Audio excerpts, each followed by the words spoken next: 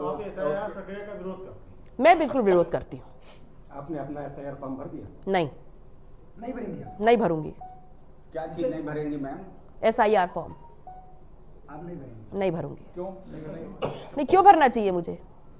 क्यों भरना चाहिए? मैं तो नागरिक हूँ ना, मेरे पास तमाम दस्तावेज है, तो एसआईआर मुझे क्यों भर रहा है? तो आप तो अपने मताधिकार से वंचित हो जाएंगे। वही मैंने बोला। मैं कैसे वंचित हो जाऊंगी?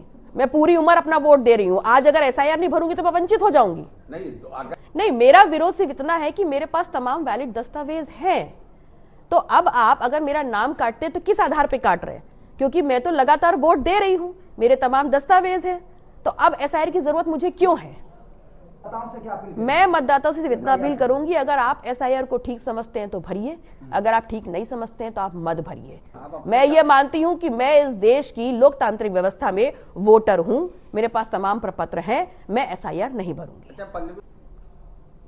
जिस तरीके से अभी एसआईआर चल रहा है, ऐसे में विपक्षी हमलावर कैसे देखते हैं एसआईआर को लेकर?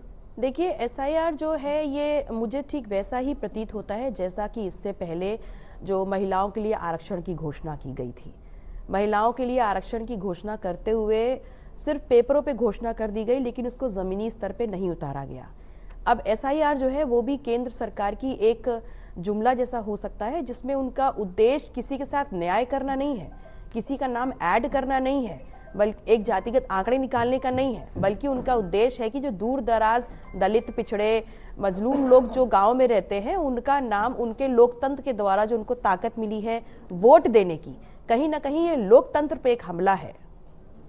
देखिए, विपक्ष इसलिए हमलावर है क्योंकि कहीं ना कहीं हमें जो उनकी नीयत है उस पर हमें शक है, और इसलिए क्योंकि जिस जिस प्रदेश में चुनाव की घोषणा हो रही है और जहां जहां से उनको ज्यादा से ज्यादा सीटें हासिल करनी है, वहां वहां एसआईआर को इस प्रकार से गति दी जा रही है। और सबसे इम्पॉर्टेंट चीज ये है कि जिस प्रकार का प्रेशर जो बीएलओज हैं और जो लोग इसमें लगे हुए हैं इस पूरी संपूर्ण प्रक्रिया को पूर्ण करने के लिए, जिस प्रकार से प्रेशर उनके ऊपर है, कहीं ना कहीं अमानवीय है। और हमें इस बात को भी ध्यान में रखना चाहिए कि सरकार के द्वारा पद्धत कोई भी काम किया जाए, लेकिन उसमें किसी प्रकार से कोई भी व्यक्ति अंडर टेंशन, अंडर प्रेशर काम ना करे।